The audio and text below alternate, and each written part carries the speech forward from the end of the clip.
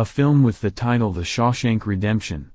Released in 1994, the film based on Stephen King's novel Rita, Hayworth and Shawshank Redemption, became the drama film that received the most positive response from film critics.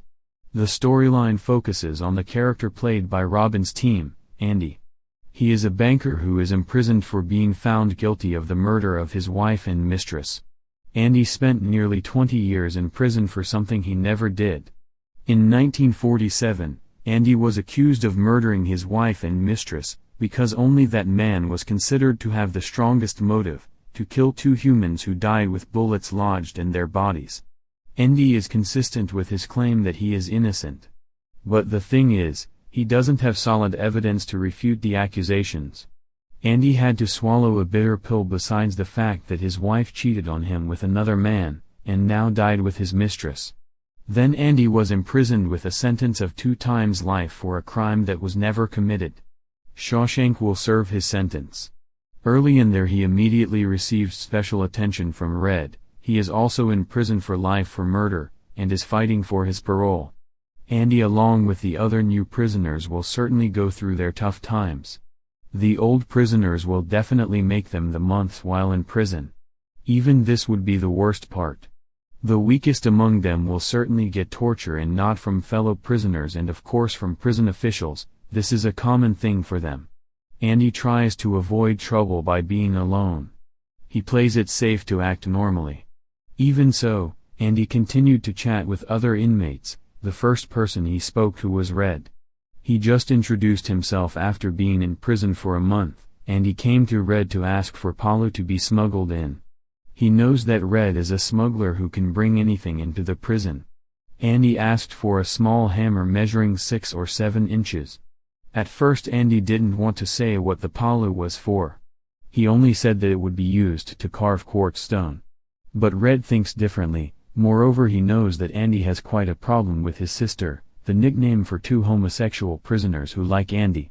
Especially the guy named Brooks. Doesn't really care what Andi does. Red still agrees to smuggle the hammer out for Andi at a price that's quite a bit higher than the original $10 price tag. Red feels that Red is quite different. He is calm and cold. Not much to do in his leisure time, just walking and occasionally chatting like someone in the park was worried if something bad will happen to him. Maybe because of Andi's calm, Red is happy with his arrival since the first time he saw Andi enter the gate prison. Andi's order arrived a few days later. Red laughs when he sees the hammer in question, initially thinking that he wants to escape from prison by digging a tunnel. But with such a small hammer it took 100 years to do it. During peak hours, Andi would work in the laundry. One time, Andi got into trouble from the sisters, who wanted to harass him. Andi fights even though it ends in a beating and causing him to be battered. 2 years passed with such an incident, 2 bad years for Andi to go through. Red believes, if Andi is able to get through it, then he will have more peaceful days in prison. The opportunity came when the warden assigned the inmates to repair the factory roof. Work done outside of prison, and it will probably take 1 month to do it. Whoever the prisoner wants, it will get special rights. Red gets his friends, including Andi, listed in the names that will fix the factory roof. At least they would have a month away from the routine of the prison, and Andi would be away from the torments of the sisters. While working on repairing the factory roof, Andi overhears the head guard's conversation about a $35,000 property, which the government may soon take because of his brother's stupidity. Andi wanted to help. He said that the money could be secured by giving it to his wife, and the money in question would be safe. Even though it is actually classified as a money laundering act. Andi agreed to help out in exchange for a few beers for himself and his friends. The chief guard agreed to this, a good end to their work after repairing the factory roof. The inmates were able to enjoy a few bottles of beer thanks to Andi. Now his friends had increased, and of course, the guards had been nice to him. Luxuries that other inmates may never have. Red is increasingly attracted to Andi's way of thinking and demeanor. He was calm and had amazing ideas during his sentence. Never thought of running away, and minimal problems. One day Red, who was very curious, asked Andi, why he did all the things he did in prison. Then Andi answered in his calm voice that those who were there were innocent. What should be done is to enjoy what was lived while imprisoned. Andi intends to make chess so he can have a game that entertains him in his spare hours. He patiently carved stones to make his own chessboard and pawns. But what makes Red can't stop thinking is that Andi always asks for strange things to be smuggled in. Red is taken aback when Andi asks for a poster of Rita Hayworth, a poster that is not small. And Red said it took a few weeks to get it, but Andi doesn't have a problem with the time. After talking to Red to ask for a poster, Andi gets into trouble again from the bus and ends up in the hospital for weeks. Books is put in solitary confinement for a few days before being badly beaten by Hadley, who feels indebted to Andi about the money he saved. As a result, Books could no longer walk and was sent to a state hospital. The sisters no longer bother Andi, seeing all the new things that have happened because of Andi. His friends intend to surprise him when he returns from the hospital. Red and his colleagues find stones for Andi to chisel as his chess pawns. A week before Andi returned, the stones had been collected. The hope of his friends was that it could be happy. Plus, Red has got the Rita Hayworth poster Andi wanted. Red gives it away for free as a welcome from Andi's return to prison. A few weeks after that, several cells were searched, including Andi's. The poster at Rita Hayworth was almost taken away, but Warden Samuel Norton allowed it to remain there. That search for Red is an excuse for Norton, who wants to secretly make a judgment. After the search, Andi was transferred to another field of work that matched his education, namely guarding the library guard with Brox, who was alone as a librarian. The problem is that Andi finds it odd. Brox had never had an assistant before. And Andi was the only person in that position now. But what Andi didn't understand was that he was actually tasked with being a financial consultant for prison officials. Something that had been Andi's work before. This is a rapid progress that makes his comrades happy too. Andi's fate looks lucky for now after being freed from the books than the sisters. Andi is like a miracle amidst the misfortunes of the convicts. He has access to many things and is even allowed to apply for funds to buy new books to update the library. Andi raises the funds by writing a letter every Sunday that he will send to the Prison Security Council. It took patience to get a reply, but never tired of fighting for funds for the new book. Andi's busyness is increased by taking care of Shawshank's half-guard taxes. A year after that, he took care of everything. Andi is not like a prison inmate, but a normal accountant with a normal life. The difference is, he did it in prison clothes and lived in a cramped prison cell.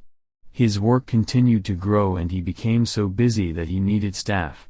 Red is ordered to help him. Not long after that, Brooks was released from prison on parole. Something that made him sad that he had been living in Shawshank for so long. He knew he would have no purpose in the outside world. And finally Brox chose to commit suicide. A few months after that, Andi's letter was responded to by the council. He received $200 funding for his library project and was donated several chests of books.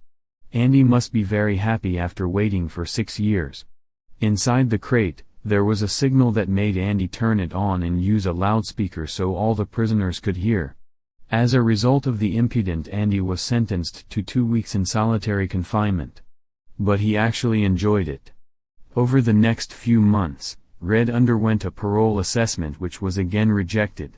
To cheer him up, Andi gave a gift of a harmonica that maybe Red could play with. Red also gave a gift in the form of a Marilyn Monroe poster. Andi's library project is working fine. He again received funding and several book clubs. Now the prison library has a new collection of books and a larger room bearing the Brooks name in his memory. Andi is still doing his job as a financier. And after that, he just found out all the fraud committed by the warden. But Andi believes Red that the fraud will not leak. He does it cleverly so that no one can track him down. Then came a new boy named Tommy William. A lively young delinquent and makes him likable. One day Tommy goes to Andi to ask for help taking the high school equivalency exam. Andi wants to help him from the basics, namely reading. Tommy can't read very well. So Andi taught him and made him a better person. Andi did it solely so that he had activities while in prison.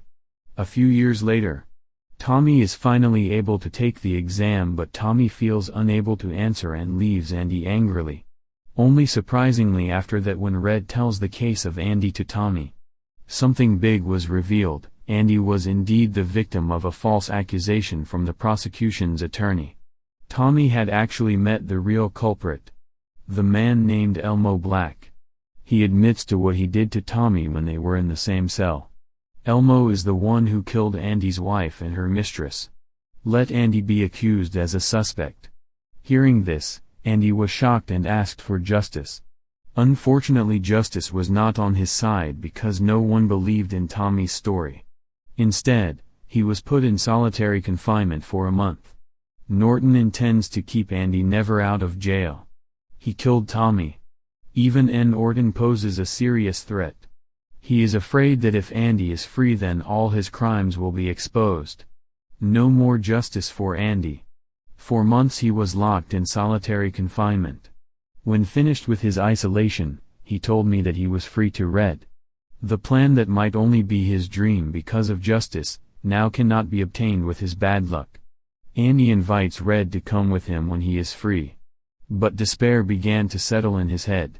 He actually said to Red, if Red out first. Then he had to promise to pick up something at the location Andi had proposed to his wife. Andi's friends began to think that Andi wanted to kill himself because he had asked for a rope. That thought had crossed his mind. Red was worried all night thinking about Andi. In fact, Andi ran away. No one knows his whereabouts, including Red. Unexpectedly, all this time Andi made a hole in his cell and covered it with posters. Many officers were deployed to trace his whereabouts. Andi had planned it all well and systematically. He has good ingenuity and patience as a runaway prisoner. Andi takes Norton's wealth, which he keeps in a fake account created for a fictional person created by Andi. $370,000 was taken away by him to start a new life. Andi also exposes the fraud and murder committed by Norton in prison. Destroyed everything and made Norton a prisoner now. Norton decided to commit suicide. Andi keeps in touch with Red through the post office with no sender's name. No one knows his last whereabouts other than Red. Andi now has a new life heading to the Pacific. 10 years later, Red was released on parole. He finally managed to get free after serving 40 years of his life in prison. Red is doing things like Brooks once did. But he began to think about fulfilling his promise to Andi. Went to the place where Andi proposed to his wife. And Red finds a box with some bills and letters so he can catch up with Andi. Red really does. He went to where Andi lived. They meet again after 10 years of separation since Andi's escape. The Shawshank Redemption is a film with stunning reality. This film is able to talk about the dark side and the light side of prison without intending to write who is guilty and right. Let the audience judge for themselves. Thank you for watching. See you in the next film story.